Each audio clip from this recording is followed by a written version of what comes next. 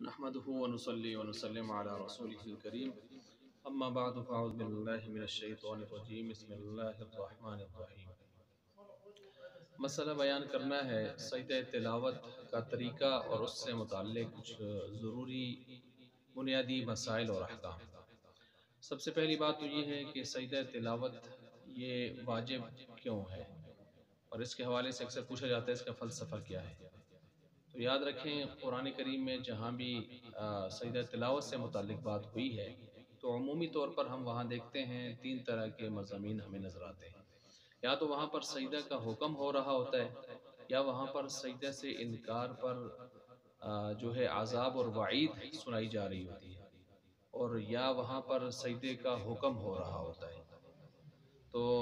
یا سجدے کے حوالے سے وہاں پر اجر و ثواب بیان ہو رہا ہوتا ہے۔ تو یہ تین چیزیں ہوتی ہیں، یا حکم ہو رہا ہے، یا اجر و ثواب بیان ہو رہا ہے، یا عذاب و وعید وہاں پر بیان ہو رہی ہے۔ تو اس سے اشارہ مل رہا ہے کہ سجدہ یہاں پر کرنا ہوگا۔ اب ایک تو یہ ہو گیا، دوسرا یہ ہے کہ آپ علیہ السلام سے کئی روایات میں مختلف ایسی جگہوں پر سجدہ کرنا ثابت ہے۔ چنانچہ ہمیں روایات ایسی مل رہی ہیں، مثلا ایک روایت میں ہے کہ آپ نے سورہ نجم کے آیت سجدہ کی تلاوت کی اور آپ نے سجدہ فرمایا، بلکہ ایک روایت میں ہے کہ آپ نے سجدہ کیا اور قہر تجلی جو ہے اللہ کی طرف سے ایک ایسی نازل ہوئی کہ آپ علیہ السلام نے تو سجدہ کیا ہی کیا، آپ علیہ السلام کے ساتھ اس وقت جن و انس نے ہر چیز نے سجدہ کیا، یہاں تک کہ ایک کافر تھا امیہ بن خلف، اس نے زمین سے مٹی اٹھا کر اپنے ماتھے کے ساتھ لگائی، اس نے کہا میرے لیے یہ کافی ہے، جو بدر میں بعد میں مارا گیا تھا، بدر کے اندر لڑائی کے حالت جنگ میں مارا گیا تھا۔ تو بہرحال آپ علیہ السلام نے آیت سجدہ سورہ نجم کی پڑھی، اس کا سجدہ کیا، روایات میں موجود ہے۔ اسی طرح جو ہے دیگر کچھ صورتیں، مثلا جو ہے سورہ صاد، اس کا سجدہ کیا آپ نے، آیت سجدہ پڑھی، اور اس کے علاوہ جو ہے سورہ انشقاق ہے اس کو پڑھی، اور سورہ علق، یہ آپ نے آیتیں پڑھی، آیت سجدہ اور سجدہ تلاوت کی ہے۔ تو آپ کے عمل سے بھی ثابت ہے، اور ادھر سے وہ مضامین بھی جو میں نے آپ کے سامنے رکھے ہیں، تین مضامین، ان سے بھی بات سامنے آ رہی ہے۔ اب یہاں پر جو سجدے ہیں تو یہ سجدے امام ابو حنیفہ رحمۃ اللہ علیہ کے ہاں تو واجب ہیں، باقی ائمہ کے ہاں یہ واجب نہیں ہے، سنت ہے، سنت موقدہ۔ اب امام شافعی رحمۃ اللہ علیہ کہتے ہیں 14 سجدے سنت موقدہ ہیں، اور ہم بھی کہتے ہیں 14 جو سجدے ہیں وہ واجب ہیں۔ اب ایک سجدے میں ہمارا اختلاف ہے امام شافعی رحمۃ اللہ علیہ کے ساتھ، وہ سورہ سواد کا سجدہ اس کو تسلیم نہیں کرتے، اور سورہ حج کے 2 سجدے وہ تسلیم کرتے ہیں۔ تو ہم سورہ حج کا دوسرا سجدہ اس کے بارے میں ہمیں تسلیم نہیں ہے وجوب کے لحاظ سے، اور سورہ سواد والے کو ہم تسلیم کر رہے ہیں۔ امام مالک رحمۃ اللہ علیہ کے ہاں 11 سجدے ہیں سنت موقدہ کے درجے میں، وہ انہوں نے 3 نکال دیے ہیں، سورہ نجم والا سجدہ، اور سورہ انشقاق والا سجدہ، اور سورہ علق والا سجدہ، اس کو نکال دیا ہے۔ اس کے علاوہ یہ بھی یاد رکھیں کہ چند اس کے حوالے سے مثلا یہ بھی روایت ہے کہ ہم سجدہ یہاں کیوں کرتے ہیں، تو تیسرا ایک فلسفہ یہ بھی سامنے آتا ہے۔ صحیح مسلم کی روایت ہے کہ ابو ہریرہ رضی اللہ عنہ سے روایت ہے کہ شیطان روتا ہے اور کہتا ہے کہ ابن آدم جب آیت سجدہ پڑھتا ہے تو سجدہ کر لیتا ہے، اور اس کے بدلے میں اللہ نے اس کو جنت دینی ہے، اور میں نے ایک سجدے کا انکار کیا، مردود ہوا، اور جہنم میرا مقدر ہوا، روتا ہے۔ تو یہ رونا جو ہے یہاں پر کوئی حسرت کے لیے نہیں ہے کہ وہ افسوس کر رہا ہے کہ مجھے کرنا چاہیے تھا، تو اگر نہ اب کر لیتا اب تو باز آ جاتا۔ یہ حسد کے لیے، بغض کے لیے ہے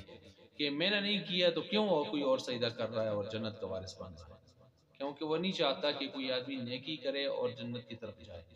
کیونکہ انما يدعو حزبه ليكونوا من اصحاب السعیر، وہ تو کہتا ہے اپنے چیلوں سے کہ ہم تو ڈوبے ہیں، ان کو بھی ساتھ غرق کرنا ہے، لہٰذا ان کو بھی جہنم کی طرف کھینچ کر لانا ہے۔ اس کی کوشش یہ ہے، ان الشیطان لکم عدو فاتخذوه عدوا، قرآن کہتا ہے یہ تمہارا دشمن ہے، اس کو دشمن سمجھو، یہ حقیقت ہے۔ تو بہرحال اب یہاں پر جو ہے جو سجدے ہیں اس حوالے سے میں نے چند چیزیں آپ کے سامنے رکھ دی ہیں کہ آپ علیہ السلام کے عمل سے بھی ثابت ہے، اور اس کے علاوہ یہ 2 فلسفے اور بھی میں نے آپ کے سامنے رکھ دیے ہیں۔ اب چند مسائل ہیں جن مسائل کو دیکھ کر جو ہے کچھ ضروری چیزیں ہمارے سامنے آئیں گی۔ مثلا ان مسائل میں سے ہم دیکھ سکتے ہیں کہ تو سجدہ کی آیت، اب یہاں پر چند مسائل میں آپ کے سامنے رکھتا ہوں جو سجدے سے متعلق آیت سجدہ یا سجدہ تلاوت سے متعلق ضروری مسائل ہیں۔ مثلا سجدہ کی آیت تلاوت کرتے وقت بہتر یہ ہے کہ آدمی فوری طور پر سجدہ کر لے، بعد کی طرف چھوڑے ہی نہ۔ ہاں اگر کوئی لمبی تلاوت کرنا چاہتا ہے اور کئی سجدے اور بھی آ رہے ہیں تو آخر میں اگر سجدہ تلاوت کرنا چاہتا ہے تو یہ بھی جائز ہے، کیونکہ یہ فی الفور واجب نہیں ہوتا، واجب تو ہو گیا لیکن ادائیگی کے لحاظ سے فی الفور واجب نہیں ہوتا کہ آپ نے ابھی سے کرنا ہے، کچھ وقفے کے بعد بھی آپ جا کے کر سکتے ہیں، تھوڑا سستانے کے بعد، تھوڑا وقفہ کرنے کے بعد بھی کر سکتے ہیں، لیکن سجدوں کو جمع کرتے رہنا اور کہنا کہ پورا قرآن مکمل ہوگا پھر کریں گے تو یہ ایک اچھی عادت نہیں ہے، کیونکہ انسان کو اپنی زندگی کا کوئی پتہ نہیں ہے، کسی وقت بھی موت آ سکتی ہے، اور اگر فوت ہو گیا تو پھر ایسی صورت میں فدیہ جات جب دیے جائیں گے تو ہر نماز کا جو فدیہ ہے تو ایک سجدہ تلاوت کا بھی وہی فدیہ ہوگا۔ اچھا پھر ایک مسئلہ یہ بھی ہے کہ ایک آدمی سننے کا قصد کرے یا نہ کرے، آیت سجدہ جب اس کے کان سے گزری ہے تو اس پر سجدہ واجب ہو جاتا ہے، چاہے اس کا ترجمہ اس کو آتا ہے یا نہیں آتا، اس نے اس کو سننے کا ارادہ کیا تھا نہیں کیا تھا، لیکن جب کانوں پہ پڑی ہے آیت سجدہ کی تلاوت تو اس پر سجدہ واجب ہو جائے گا۔ اسی طرح آیت سجدہ کو سننے والے پر اس وقت یہ سجدہ تلاوت واجب ہوگا اس کے اوپر کہ جب وہ وجوب صلاۃ کا حل ہو، یعنی آیت سجدہ کو سننے والے پر اس وقت آیت سجدہ یہ سجدہ واجب ہوتا ہے جب وہ وجوب صلاۃ کا حل ہو۔ اسی وجہ سے جنبی پر جو ہے وہ واجب ہو جاتا ہے، یعنی جنبی اگرچہ وقتی پوزیشن میں وہ سجدہ نہیں کر سکتا لیکن وہ ایک عارض یعنی غسل کرنے کے بعد وہ کر سکے گا۔ البتہ حیض و نفاس والی جو عورتیں ہوتی ہیں ان پر اس حالت میں جب وہ اس حالت میں ہوں مینسز وغیرہ کے اندر تو ان پر سجدہ تلاوت واجب نہیں ہوتا، کیونکہ وہ اس پوزیشن میں غسل سے بھی پاک نہیں ہوتی، تو اس پوزیشن میں لہٰذا ان پر واجب نہیں ہوگا، لیکن جنبی آدمی غسل سے پاک ہو جاتا ہے اس وجہ سے اس پر واجب ہو جائے گا اگر اس نے سجدہ تلاوت سنا تو۔ اب اسی طرح جو ہے ایک مسئلہ یہ بھی ہے کہ اگر کوئی شخص کافر یا کسی بچے سے جو سمجھدار بچہ ہے، اگر کوئی شخص کافر سے یا کوئی عاقل سمجھدار بچہ ہے یا کوئی حیض نفاس والی عورت ہے اس سے، یا کوئی جنبی ہے یا بے وضو شخص ہے اس سے آیت سجدہ سنے گا تو ایسی صورت میں سجدہ تلاوت واجب ہو جائے گا۔ اب دیکھیں اگر حیض نفاس والی عورت خود سنتی ہے تو اس پر سجدہ واجب نہیں ہوتا، اس سجدہ تلاوت واجب نہیں ہوتا، لیکن اگر اس سے کوئی دوسرا سن لیتا ہے تو اس کے اوپر واجب ہو جائے گا، تو اس کے اوپر واجب ہو جائے گا۔ اگر مجنون اور نائم سے سنے گا تو سجدہ تلاوت واجب نہیں ہوگا، کیونکہ پاگل سے سن رہا ہے یا کوئی سویا وہ خواب میں آیت سجدہ پڑھ رہا ہے اور وہ بلند آواز سے پڑھ رہا ہے تو اس سے کوئی آیت سن رہا ہے تو واجب نہیں ہوگا، کیونکہ سونے کی حالت ایسی ہے جو مرفوع القلم ہوتی ہے، مرفوع القلم والی حالت ہے، اور پاگل آدمی جو ہے اس کی بھی مرفوع القلم والی حالت ہے، لہٰذا اس سے اگر سنے گا تو سجدہ تلاوت واجب نہیں ہوگا۔ لیکن اگر کوئی بدمست نشے والا آدمی ہے اور وہ نشے میں آئے اور وہ آیت سجدہ پڑھ رہا ہے تو اس سجدہ تلاوت واجب ہوگا، اس سے اگر سنی ہے اس کا معاملہ اور ہے۔ اسی طرح جو ہے مثلا اگر کوئی آدمی ٹیلی ویژن سے یا ریڈیو سے کوئی آیت سجدہ سن رہا ہے تو اگر براہ راست وہاں سے ٹیلی کاسٹ ہو رہی ہے اور سن رہا ہے تو ایسی صورت میں تو سجدہ واجب ہو جائے گا، لیکن اگر وہاں ریکارڈنگ میں پڑی ہے تلاوت اور وہ سنائی جا رہی ہے تو ایسی صورت میں سجدہ واجب نہیں ہوگا، سجدہ واجب نہیں ہوگا۔ اسی طرح جو ہے سجدہ تلاوت پڑھنے والے سننے والے سب پر واجب ہوتا ہے، خواہ سننے کا میں نے کہا قصد کیا ہو، ارادہ کیا ہو یا نہ کیا ہو، دونوں صورتوں میں معنی سمجھ آتا ہو یا نہ آتا ہو دونوں صورتوں میں واجب ہو جاتا ہے۔ اسی طرح سجدہ تلاوت نماز میں اور نماز سے خارج بھی واجب ہو جاتا ہے، یعنی ایک آدمی نے اگر کوئی نماز میں آیت سجدہ پڑھ رہا ہے تو امام صاحب تو ادھر ہی کرے گا نماز میں، لیکن ایک آدمی نماز میں نہیں ہے تو اس نے آیت سجدہ سنی ہے تو اس پر اپنی جگہ نماز سے باہر واجب ہو جاتا ہے تو وہ وہاں کرے گا۔ اب سجدہ تلاوت کرنے کے لیے وہ تمام شرائط ضروری ہیں جو نماز کے لیے ہیں، ظاہر بات ہے سجدہ پوری نماز سے ایک تعبیر ہونے والی عبادت ہے،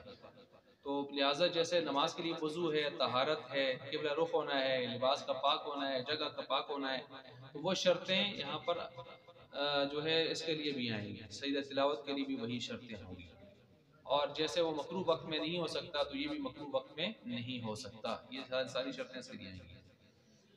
حیض و نفاس والی عورت، جنابت والا اور چھوٹا بچہ جو شعور رکھتا ہے اور کافر سے اگر آیت سجدہ سنے گا تو میں نے کہا سجدہ واجب ہو جائے گا، یہ مسئلہ پیچھے گزر چکا۔ اسی طرح شریک نماز مقتدی کے پڑھنے سے امام اور مقتدی دونوں پر سجدہ واجب نہیں ہوگا۔ مثلا ایک آدمی نماز پڑھا رہا ہے اور اس کے پیچھے مقتدی ہے، مقتدیوں میں سے کسی نے بلند آواز سے آیت سجدہ پڑھ لی، تو ایسی صورت میں اس پر بھی نہیں آئے گا اور ساتھ سننے والے شریکوں پر بھی نہیں آئے گا اور امام پر بھی نہیں آئے گا، کیونکہ یہاں پر امام ان کے تابع نہیں ہے اور ساتھ والے مقتدی بھی اس کے تابع نہیں ہے، بلکہ یہ خود پڑھنے والا آگے امام کے تابع ہے، لہٰذا ان پر آیت سجدہ کی پڑھنے کی وجہ سے، اس شخص کے پڑھنے کی وجہ سے امام وغیرہ پر سجدہ واجب نہیں ہوگا۔ اگر نماز سے باہر والے کسی شخص سے نماز کے اندر سنے گا تو نماز کے بعد جو ہے وہ ادا کرے گا، نماز کے بعد ادا کرے گا۔ یعنی ایک امام سے اگر کوئی سن رہا ہے اور ایک آدمی بار وضو کر رہا ہے، اس کے کان میں آیت سجدہ پڑھی ہے تو اس پر تو سجدہ واجب ہو گیا، لیکن ایک تو صورت یہ ہے، اس ترتیب سے ہے، اور ایک صورت یہ ہے کہ نماز سے باہر والے کسی شخص سے نماز کے اندر سنے گا، تو پھر ایسی صورت میں ظاہر بات ہے نماز کے اندر تو نہیں کرے گا، کیونکہ یہ نماز اس کی اپنی الگ سے ایک ترتیب چل رہی ہے، لیکن نماز کے بعد اس نے سنا ہے تو لہٰذا بعد میں کیا کرے گا، سجدہ تلاوت کرے گا۔ اسی طرح ایک مسئلہ ہے کہ مستحب ہے کہ پڑھنے والا آیت سجدہ کو آہستہ پڑھے، یعنی اگر آیت تلاوت بلند آواز سے بھی کر رہا ہے تو جب آیت سجدہ آئی ہے تو اس کو آہستہ پڑھے، کیونکہ لوگ ہو سکتا ہے سجدہ نہ کریں سن کے بھی، تو ان کو گناہگار کرنے کا باعث یہ نہ بن جائے، تو اگر اس کو آہستہ پڑھنا چاہیے۔ ہاں یہ مکروہ ہے کہ ایک آدمی تلاوت کر رہا ہے اور آیت سجدہ کو چھوڑ کے جا رہا ہے کہ کہیں سجدہ واجب نہ ہو جائے، تو آیت سجدہ کو چھوڑ کر جانا یہ مکروہ ہے، اس طرح نہیں کرنا۔ اسی طرح درخت کی ایک ٹہنی سے دوسری ٹہنی پر چلا گیا تو مجلس تبدیل ہو جائے گی، مثلا آیت سجدہ ایک آدمی نے ایک جگہ پڑھی ہے، وہی آیت سجدہ اگر مجلس تبدیل کر کے پڑھتا ہے تو اس پر دوسرا سجدہ آتا ہے، تیسری مجلس میں جاتا ہے تو تیسرا سجدہ آتا ہے، تو مجلس کس طرح تبدیل ہوگی؟ تو مجلس اس طرح ہے کہ ایک کمرے سے دوسرے کمرے میں چلا جائے تو دوسرے سے تیسرے کمرے میں چلا جائے تو مجلس تبدیل ہو رہی ہے، اور ایک ہی کمرہ ہے تو ایک کمرہ ایک نشست ایک جگہ تک ہو رہی ہے، تو ایک کمرے کے اندر بیٹھ کے آدمی اگر دائیں بائیں قریب میں وہ پڑھ رہا ہے تو ایک ہی سجدہ ہوگا، لیکن ایک کمرہ جب بڑا ہال ہے اس کے اندر نشستیں تبدیل ہو رہی ہیں تو پھر وہاں پر بھی یہ ہوگا کہ ایک آیت کو نشستیں تبدیل کر کے جب پڑھے گا، مجلس تبدیل کر کے پڑھے گا تو وہ جتنی مرتبہ تبدیل کر کے پڑھے گا اتنے سجدے آئیں گے، وگرنہ جیسے بچہ حفظ کرتے ہوئے ایک سجدہ آیت کو 10 مرتبہ پڑھتا ہے ایک جگہ بیٹھ کے تو ایک ہی سجدہ آتا ہے، 10 نہیں آتے۔ مجلس تبدیل ہونا، تو یہاں مجلس تبدیل ہونے کا مطلب ایک ٹہنی سے دوسری ٹہنی یا ایک جگہ سے دوسری جگہ چلا گیا۔ اور سجدہ تلاوت کا یہ تو کرنے کا طریقہ کیا ہے؟ تو بہتر طریقہ یہ ہے کہ آدمی کھڑے ہو کے شروع کرے اور آخر میں کھڑا ہو جائے، مثلا کھڑے ہو کے اللہ اکبر کہے بغیر ہاتھ اٹھائے، آپ بغیر ہاتھ اٹھائے وہ اللہ اکبر کہہ کر سجدہ میں چلا جائے، سجدہ میں سجدہ کر کے جو ہے سجدہ کر کے ایک سجدہ، اس کے بعد اللہ اکبر کہہ کر کھڑا ہو جائے، یہ اصل طریقہ ہے، افضل طریقہ یہی ہے۔ لیکن اگر کوئی بیٹھے ہوئے ہی جاتا ہے سجدے میں اور پھر بیٹھ ہی جاتا ہے تو یہ بھی جائز ہے لیکن افضل نہیں ہے، تو بیٹھ کے کرنا بھی جائز ہے اور کھڑے ہو کے کرنا افضل ہے، یہ ہے ساری ترتیب۔ باقی امام اور مقتدی دونوں ہیں، اور امام اور مقتدی اس صورت میں کیا کرتا ہے کہ امام سجدے کی آیت پڑھتا ہے اور اس کے بعد جو ہے رکوع کر لیتا ہے اور اس میں رکوع میں سجدے کی نیت کرتا ہے تو سجدہ اس میں ادا ہو جاتا ہے، لیکن مقتدیوں کا کیا مسئلہ ہوگا؟ تو کہتے ہیں مقتدی بھی پیچھے نیت کریں، اگر مقتدیوں نے نیت نہیں کی اور ان کو پتہ بھی نہیں چلا کہ آیت سجدہ گزری ہے تو لاعلمی کی وجہ سے معذور سمجھا جائے گا اور ان کی نماز بھی درست ہوگی، لیکن اگر مقتدیوں کو پتہ ہے کہ آیت سجدہ اور پھر بھی وہ نیت نہیں کر رہے تو ایسی صورت میں پھر بعض دلائل کی بنا پر ان کو بعد میں سجدہ کرنا چاہیے، اور بعض میں یہ ہے کہ نہ بھی کیا بعد میں نماز ہو جائے گی حرج کی وجہ سے، تو بہرحال بہتر یہ ہے کہ نیت کر لی جائے، بعض یہاں پر نیت مقتدیوں کی بھی ضروری سمجھتے ہیں اور بعض نہیں سمجھتے، تو بہرحال رکوع کی طرف یہ اگر بہتر یہ ہے کہ رکوع میں سجدہ ادا کرنے کے بجائے اصل میں سجدہ ادا کر لیا جائے صحیح طریقے سے، لیکن رکوع میں کرتے ہوئے پھر نیت امام کو اور مقتدی کو رکھنی چاہیے۔ مسئلہ یہ بھی ہے کہ سجدہ تلاوت میں سلام نہیں ہوتا بلکہ صرف تکبیر کہہ کر سر اٹھا لیتے ہیں، بعض لوگ یہاں پر ہاتھ بھی اٹھا لیتے ہیں شروع میں جیسے تکبیر تحریمہ کہتے ہیں پھر آخر میں سلام کہتے ہیں، یہ طریقہ کار غلط ہے، بلکہ طریقہ وہی ہے جو میرے پیچھے بیان کر دیا ہے۔ اگر نماز پڑھ رہا ہے ایک آدمی اور آیت سجدہ تلاوت کی تو آیت سجدہ کی افتتاح پر سجدہ تلاوت ہو، یہ قرات ختم کر کے رکوع کرنا چاہتا ہو تو رکوع میں ہی نیت کر لے، تو سجدہ تلاوت ادا ہو جائے گا۔ جیسے میں نے ابھی بیان کر دیا. لیکن بغیر نیت بھی بعض کہتے ہیں ادا ہو جاتا ہے، لیکن مستقلاً ادا کرنا یہ زیادہ بہتر ہے کہ آدمی جا کے نیچے ادا کر رہا ہے. جنابت کی حالت میں آیت سنی تو غسل کرنے کے بعد سجدہ ادا کرنا ہوگا، کیونکہ جنابت کی حالت میں بھی سننے سے انسان پر سجدہ تلاوت واجب ہو جاتا ہے. میں نے پیچھے عرض کر دیا. البتہ حیض اور نفاس والی پر واجب نہیں ہوتا کہ وہ اگر سنے گی تو اس پر واجب نہیں ہوگا، کیونکہ فی الحال اس کے اختیار میں نہیں ہے کہ وہ غسل کر کے پاک ہو جائے. جو مرد عورتیں قرآن پڑھتے ہوئے قرآن پر ہی سجدہ کر لیتے ہیں، مثلا وہ سجدہ ایسے ہی اس کے اوپر ہی سجدہ کر لیتے ہیں، تو یہ جائز نہیں ہے. سجدہ تو زمین کے اوپر اپنی پیشانی کو وضع الجبہتی مع الانفی علی الارض، وہ تو زمین کے اوپر اپنے جبہہ کو پیشانی کو رکھنا ہوتا ہے. تو یہ قرآن کریم کے اوپر ہی سجدہ، یہ ٹھیک نہیں ہے، غلط طریقہ ہے. تو یہ بھی ہو گیا. اور اس کے ساتھ ساتھ نماز کے اندر جو سجدہ واجب ہوا اور وہ نماز کے اندر ہی کرنا ہوگا، اور نماز سے باہر وہ ادا نہ ہوگا. اگر کسی آدمی نے نماز کے اندر ادا نہیں کیا تو بعد میں وہ ادا نہیں ہو سکتا. اب باہر وہ کیا کرے گا؟ گنہگار ہوگا اگر استغفار نہیں کی تو استغفار کرنی چاہیے اس کو، استغفار بس. تو بہرحال یہ چند مسائل. اسی طرح عیدین اور جمعہ اور جو ظہر اثر کی نمازوں میں امام کو جو جن میں ہجوم زیادہ ہوتا ہے، رش زیادہ ہوتی ہے، تو ان میں جو ہے خاص طور پر آیت سجدہ نہیں پڑھنی چاہیے امام کو، کیونکہ اس میں مقتدیوں پر پریشانی اور گڑبڑ بھی ہو سکتی ہے. یا اگر اس میں عیدین اور جمعہ اور ظہر اثر کی نمازوں میں مخفی قرات جن میں ہوتی ہے، یا عیدین اور جمعہ جن میں تعداد زیادہ ہوتی ہے، اور اس میں اگر آیت سجدہ پڑھی اور سجدہ کرنے کے لیے نیچے گیا